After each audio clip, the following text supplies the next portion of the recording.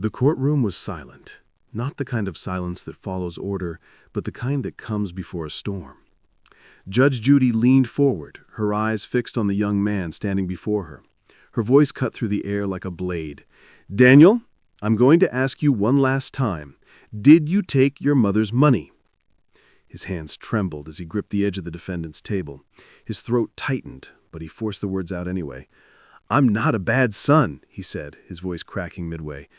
It wasn't a defense, it was a plea. For a long moment, Judy didn't reply.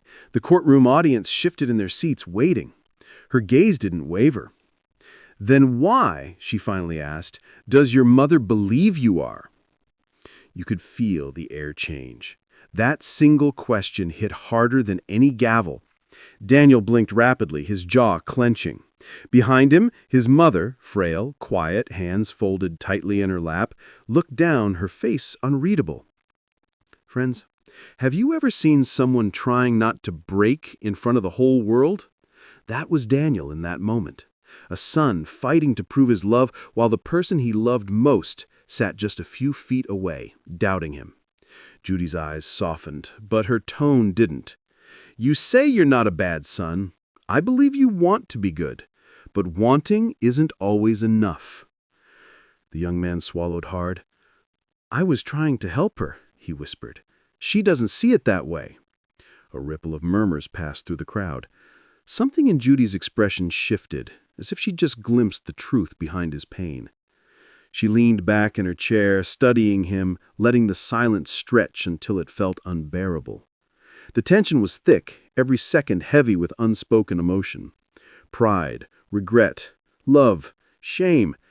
It was all there, twisting together like threads in a knot that neither of them could untie. Judy finally spoke again, her voice lower now, almost gentle. "Daniel, sometimes people who love us the most are the ones we hurt without meaning to. And sometimes it takes losing everything to understand what we still have left." Daniel looked up at her, his eyes red but determined. "Then I'll prove it," he said quietly. "I'll prove I'm not a bad son." Judge Judy nodded once, not in approval, but in acknowledgement. Something inside this young man was about to unravel. And friends, what if telling the truth meant losing the person you love most? Would you still do it? Daniel Alvarez was 26 years old, the kind of man who worked with his hands, spoke little, and carried the quiet weight of someone who'd had to grow up too fast. A mechanic from the south side of the city, he wasn't used to courtrooms or cameras. He was used to grease, sweat, and long nights spent under the hood of broken cars. But today, under the bright lights of Judge Judy's courtroom, he stood accused, not of theft, but of betrayal. Across the aisle sat his mother, Mrs. Alvarez, 71 years old, frail but proud. Her gray hair was neatly combed, her eyes sharp though tired. She clutched a small folder to her chest as if it contained not just papers, but the last pieces of trust she had left in her son. The case on the surface was simple. She claimed Daniel had taken $3,000 from her bank account, money she'd set aside for her medical bills. Daniel claimed it was his, saved from months of double shifts. But the courtroom quickly realized this wasn't a case about money. It was about something deeper. Judge Judy listened without interruption as the mother spoke first. Her voice trembled at times, but her words cut deep. "He told me he'd take care of me, but he stopped answering my calls. When I needed medicine, the money was gone. My son, my only son." She turned her head slightly, eyes glistening but cold. "How do you defend that?" Daniel stood stiffly, jaw locked, as if holding back everything he wanted to say. When Judy gestured for him to speak, he took a deep breath and stepped forward. "That money wasn't hers," he began, his voice rough from emotion. "It was mine. I put it there for her, so she'd never worry about bills again. I didn't steal anything. I was trying to help her." The courtroom murmured. Judy held up her hand, silencing the whispers. Her gaze moved between them, studying every flicker of expression. There was something unspoken passing between mother and son. Not hatred, not even anger, but something heavier. Disappointment. Daniel continued, his words coming faster now, as if he'd waited years to be heard. "After my dad died, it was just us. I moved back home. I paid the rent. I fixed the roof. I worked 2 jobs. She doesn't remember that. She only remembers the one time I couldn't be there." Mrs. Alvarez's lips trembled. "You weren't there when I needed you the most," she whispered. The room grew still. Judge Judy leaned forward, her eyes narrowing slightly. "And when was that, Mrs. Alvarez?" "The night I fell. I called him. He said he was working late. I waited on the floor until morning." The crowd gasped softly. Daniel's shoulders sagged. "I didn't know she'd fallen," he said, voice breaking. "She didn't tell me she was hurt until the next day. I came home as soon as I found out." Judy tilted her head, her tone measured. "So, this isn't just about $3,000, is it?" Daniel looked down. "No, ma'am. It's about her thinking I stopped caring." There it was. The truth neither of them wanted to say. This wasn't theft, it was heartbreak. A son who worked himself numb to give his mother comfort, and a mother who mistook his silence for abandonment. The camera would have lingered then on Mrs. Alvarez, her thin hands clasped tightly, eyes full of something between sorrow and stubbornness. You could almost feel the years of miscommunication sitting between them as a third presence in that courtroom. Judge Judy sat back, her face unreadable but her eyes softening. She'd seen families destroy each other over money, but this felt different. This was love twisted by misunderstanding. Who was telling the truth? The son who said he sacrificed everything, or the mother who swore he left her alone? As the tension built, the question hung in the air, unanswered, but echoing through everyone watching. What breaks a bond stronger than blood? Betrayal or silence? Judge Judy folded her hands and leaned forward. Her tone was calm, but every word carried precision. "Daniel, I've heard every excuse a person can make. But what I want to know isn't in your paperwork or your testimony." She paused, her voice softening just enough to pierce the still air. "When was the last time you told your mother you loved her?" The question hung in the air like thunder that refuses to fade. Daniel's breath caught, his eyes darted toward his mother, then down to the floor. The courtroom was frozen in anticipation. Even the bailiff glanced up, sensing the weight of the moment. Daniel opened his mouth, but no sound came. Then, after a long, painful silence, he whispered, "After Dad died." Judy blinked, her tone calm but pointed. "That was 8 years ago." He nodded, his throat tightening. "She never wanted to hear it again." Mrs. Alvarez's hands trembled. "That's not true," she murmured, but her voice was barely audible. Judy leaned forward slightly. "Why did you believe that, Daniel?" He wiped his eyes with the back of his hand. "Because she told me that love doesn't fix pain, that saying it only makes the loss worse." The judge's face softened. Not pity, but understanding. "Maybe she said that," Judy replied gently, "because she didn't believe she deserved it anymore." For a moment, it felt as if the entire room stopped breathing. The mother's eyes lifted slowly toward her son, a single tear tracing down her cheek. Daniel looked back at her, and the strength he'd held onto for years finally cracked. He took a shaky breath.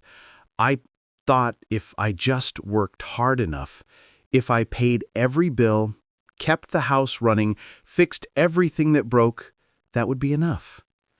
I thought she'd see it. I didn't think I had to say it." Judy nodded slightly. "Actions matter, Daniel. But silence has a voice too. And sometimes, it's the loudest thing in the room." He looked down again, his voice trembling. "I know. I didn't mean to hurt her. I just didn't know how to talk about it. After Dad died, everything I said felt wrong." Mrs. Alvarez's voice broke through, soft and trembling. "You stopped coming into my room at night. You stopped saying good morning. You'd leave before I woke up. I thought I lost both of you." Daniel's tears finally fell freely. I didn't mean to disappear, Mom. I just didn't know how to be strong and sad at the same time. Daniel, Judy said quietly, love isn't about saying the right words. It's about not running away when they're hard to say. He nodded, but his face was crumbling. I thought saying I love you would make her remember Dad. I thought it would hurt her more. Or maybe, Judy countered softly, it would have healed both of you. Daniel's shoulders shook as he broke down completely, not from guilt, but from years of exhaustion, pride, and silence finally giving way. He turned toward his mother, his voice shaking. I'm sorry. I'm sorry for every word I didn't say.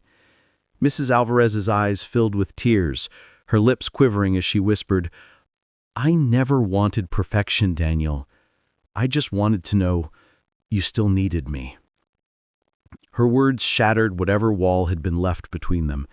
Daniel moved toward her, uncertain at first, as if afraid she might turn away. But she didn't. When he knelt beside her, she reached out a trembling hand, resting it on his cheek. I do, Mom, he said through tears. I always did. A hush fell over the courtroom, the kind of silence that comes when something sacred happens in a place meant for judgment. Judge Judy didn't speak for a long moment. She looked down at her notes, then back up at them too. Do you know what the hardest part of love is? It's not the arguments.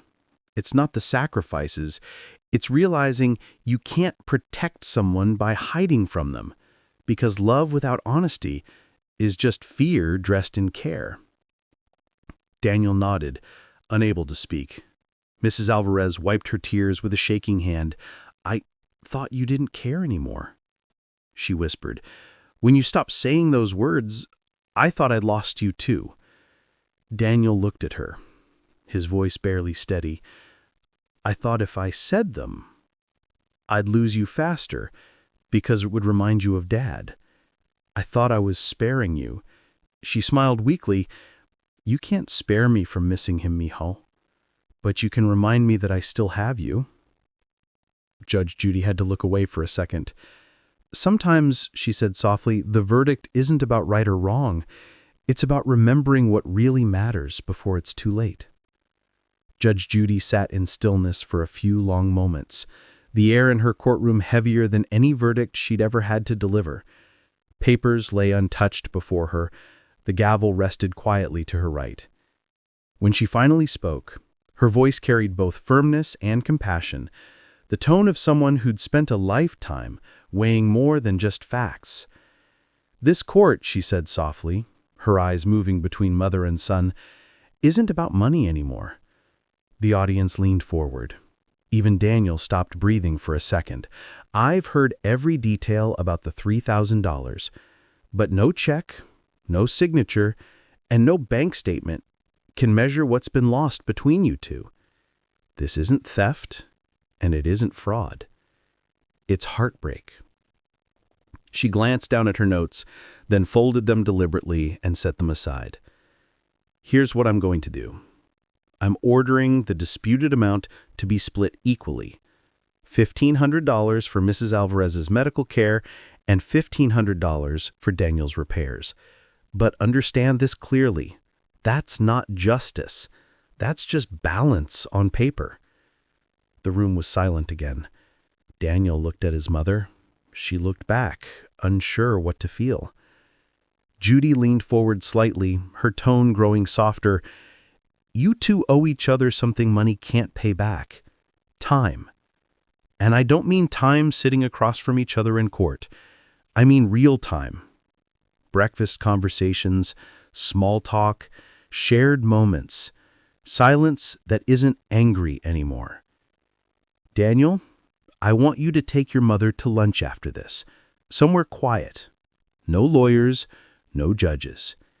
Just a mother and a son talking again, like people who remember what love feels like. Daniel's lips trembled. He nodded. Yes, ma'am. Mrs. Alvarez dabbed her eyes with a tissue, her frail hands shaking. I'd like that, she whispered. The audience erupted in soft applause, not the loud, showy kind, but the gentle clapping of people witnessing something pure. Judy smiled faintly. I've spent decades watching families tear themselves apart over what they think they're owed. But today, I saw two people realizing what they still have left. Daniel moved to his mother's side and offered his hand. For a moment, she hesitated, her pride, her fear, all whispering to resist. But then she reached out. Her hand trembled, but she let him hold it. He helped her stand. It wasn't graceful, but it was powerful. Years of distance, resentment, and misunderstanding seemed to lift in that small, fragile moment. Judy watched them closely, her expression softening. You know, she said, people come in here wanting justice, but sometimes what they really need is permission to forgive. Mrs. Alvarez turned toward her, voice breaking slightly. Thank you, Judge, for seeing us. Judy smiled gently. I didn't see a case today, Mrs. Alvarez. I saw a family trying to find its way back home. The crowd stayed silent, the emotion in the room too heavy for words. Daniel nodded respectfully toward the judge, then looked at his mother. Come on, Mom. Let's go get that lunch.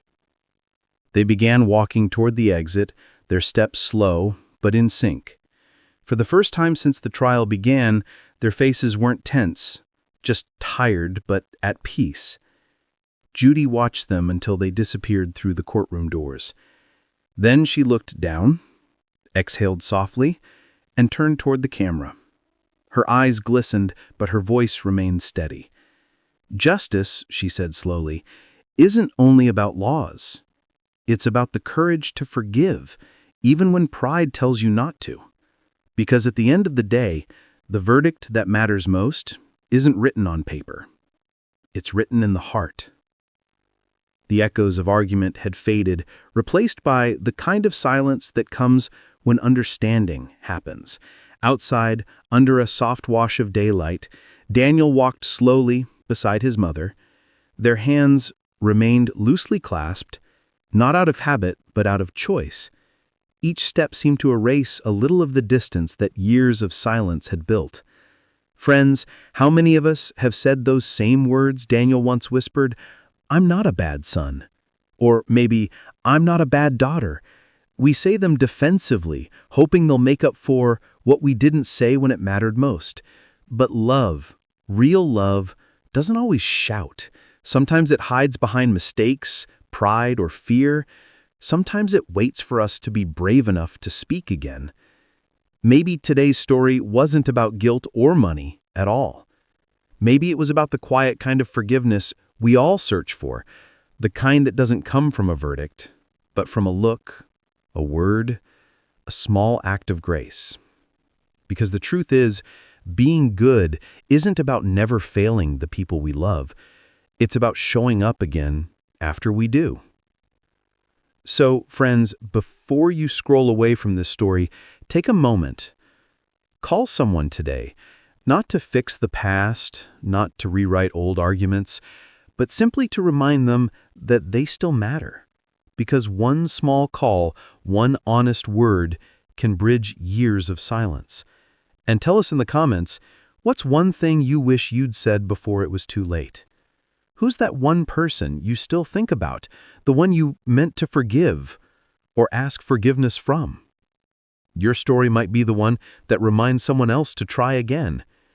As Daniel and his mother step into the sunlight, their silhouettes blend. Two shadows framed by forgiveness, walking away from judgment into healing. Because in Judge Judy's courtroom, sometimes justice doesn't punish, it heals. But next time, another son's secret will test everything Judge Judy believes about truth, redemption,